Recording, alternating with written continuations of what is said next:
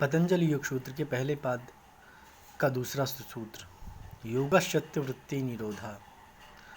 इसको समझेंगे। पहले क्या कहता है ये सूत्र? योगः चित्त वृत्ति निरोधा। चित्त अर्थात अंतकरण, वृत्ति अर्थात वृत्तियों का, निरोध अर्थात रुक जाना सर्वथा, योग अर्थात योग।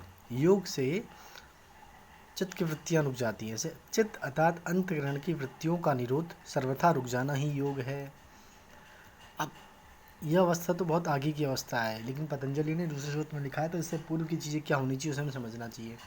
जैसे आप लोगों ने सुना होगा कि प्राचीन काल में गुरु शिष्य परंपरा की शिक्षा का अध्ययन जो होता था, गुरु शिष्य जिज्ञासा करता था कि मुझे जानना है, और गुरु जिज्ञासा को शांत करता था। आज शिक्षा की पद्धति थोड़ी बदल गई है, लेकिन हर वही की किसी चीज़ को जानना, बढ़ाना, बताना इत्यादि।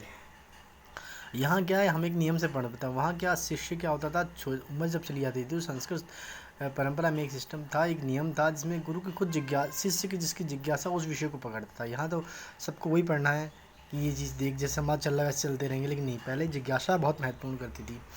तो इसमें जो उन्होंने बोला है कि योग दर्शन का जो पहला सूत्र है, देखिए, यथा अथ योग अनुशासनम, प्रति ऐसा सहज जिज्ञासा होता है कि योग क्या है, जानना है कि योग क्या है। अब योग के अनुशासन को प्रारंभ करते हैं।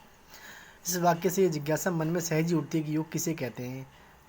तब महर्षि पतंजलि ने इसके बाद अगला जो सूत्र लिखा, योगश्चित्त वृत्ति निरोधा। चित्त की वृत्तियों का रुक जाना ही योग कहलाता है। ये सबसे उत्तम परिभाषा है इस सूत्र की। अब देखिए, अब समझ लेते हैं चित्त क्या है। सरल अर्थों में कहें तो चित्त का अर्थ होता है जहाँ विचार जन्म लेते हैं, जहाँ विचार बनते हैं, वो चित्त कहलाता है। वैसे चित्त भूमियाँ 5 प्रकार की हैं: क्षिप्त, विक्षिप्त, मूढ़, एकाग्र एवं निरुद्ध।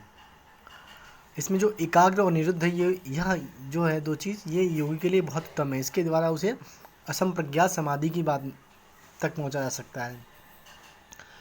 अब वृत्तियाँ क्या हैं? वृत्तियाँ 5 प्रकार की होती हैं, वो आगे चर्चा करेंगे वृत्तियाँ होती कौन कौन सी, अभी इतना ही रहने देते हैं। अब अगला शब्द आता है निरोध। योग में योग चित्त वृत्ति हो गया। निरोध क्या है? निरोध का मतलब है रुक जाना, रोक देना या रुक जाना। तो योग के द्वारा जिन वृत्तियों को हम रोक देते हैं उसको निरोध कहते हैं। एक चीज़ और बता दूं आप लोगों को, संस्कृत में प्रत्यय और उपसर्गों का बहुत महत्व है, क्योंकि जब किसी शब्द के पीछे और आगे लगते हैं तो अत्यंत बलपूर्वक उस शब्द का अर्थ ही बदल लेते हैं, क्योंकि वास्तव में इनका अर्थ बदल देना ही उसका प्रयोजन है उस उपसर्गों का।